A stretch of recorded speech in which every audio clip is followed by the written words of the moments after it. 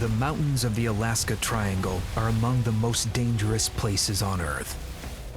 But one mountain right in the middle could pose a very special threat. An alien base in the center of the Alaska Triangle. In my opinion, there are dangerous, unpredictable forces at work here. UFO investigator James Fox and bush pilot Eric Rovey are now heading straight for Mount Hayes.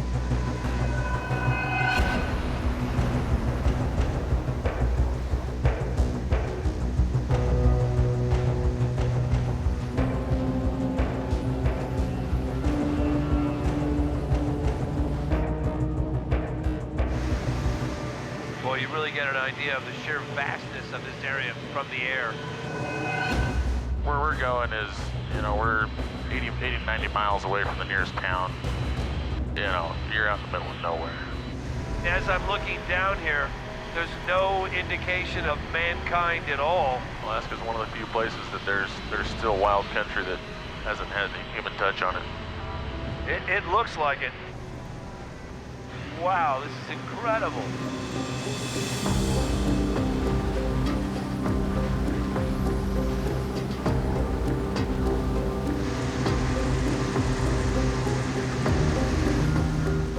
If Eric and James had to crash land, there'd be no way out.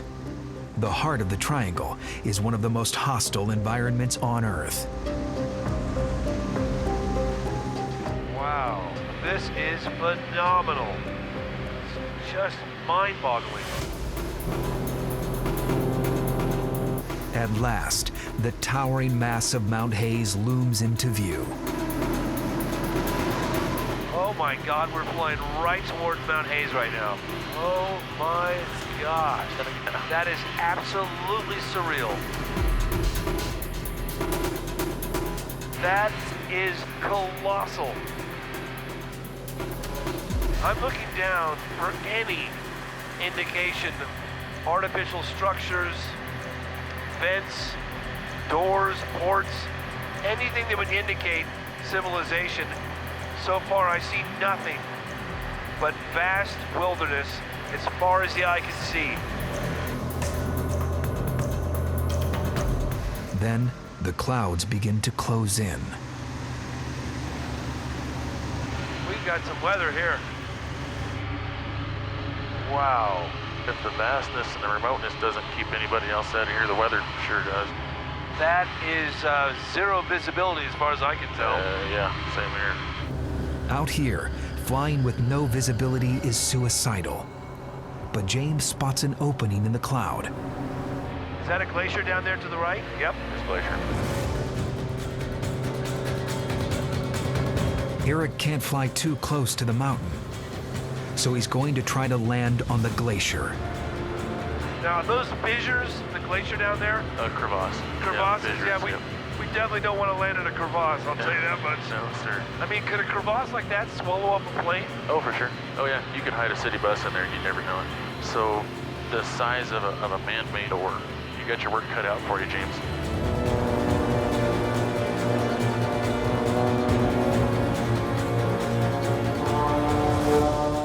If the remote viewers are right, underneath this glacier could be a secret alien base. As they come in to land, the audio fails.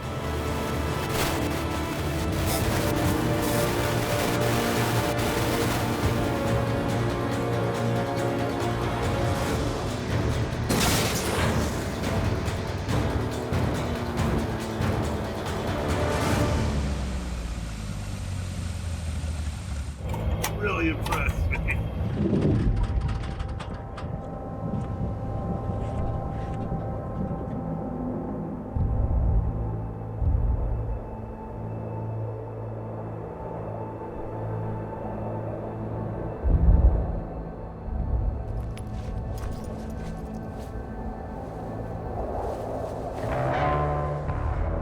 My God, we are literally in the middle of nowhere.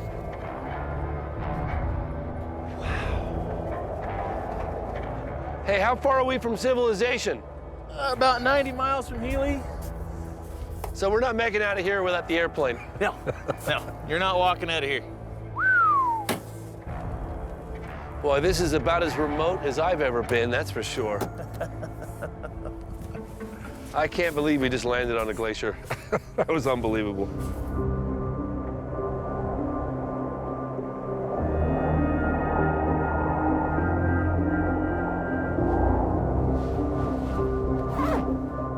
James plans to scour the surface for any unusual signs of activity. All right, you're on your own. Well, good luck, James. Thank you. I hope you find something before they find you. Well, here we are, in the middle of nowhere. Boy, if you're gonna hide something, this would be a pretty good place to do it. It's isolated and remote. In fact, it could be the exact spot that Lori found herself while remote viewing. Too isolated, too remote, and too cold.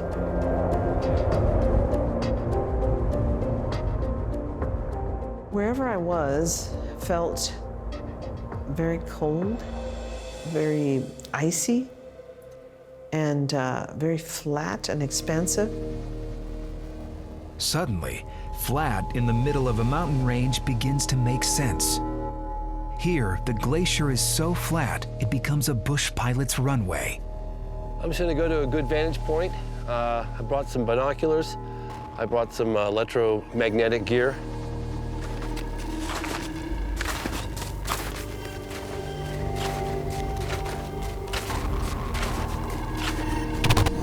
If Lori is right, James could right now be walking in the footsteps of aliens.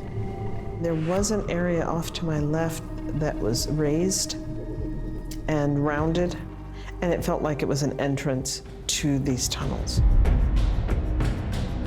Without knowing it, it's possible that James could be walking straight to the entrance of the underground base.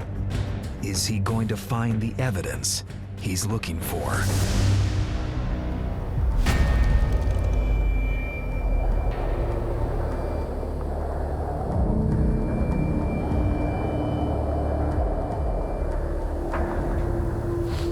So far, I see a lot of snow and ice. I'm also seeing some weather coming in.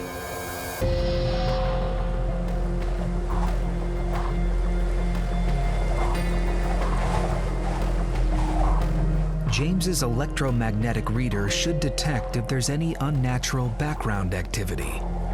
This could be the sign of an alien presence. I'm not detecting anything more than what seems to be normal background.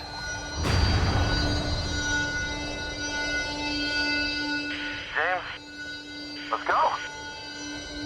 Before James can do any more investigating, Eric calls him back to the plane.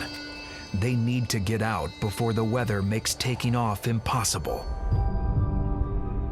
James hasn't found the aliens.